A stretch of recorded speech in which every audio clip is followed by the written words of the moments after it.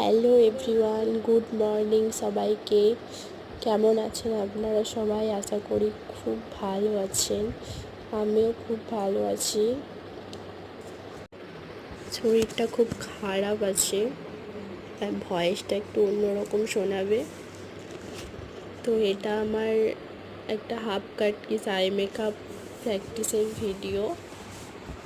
তো ঠিকঠাক হয়নি তেমন, কারণ আমার ভাইয়ের চোখে অ্যাপ্লাই করছিলাম, তো ও একটু প্রবলেম করছিল। ও ঠিকঠাক চোখ বন্ধ করেনি, চোখটা খুলে যাচ্ছে বারবার, এরকম করছিল আর কি। তার মধ্যে ভিডিওটা করেছি। তো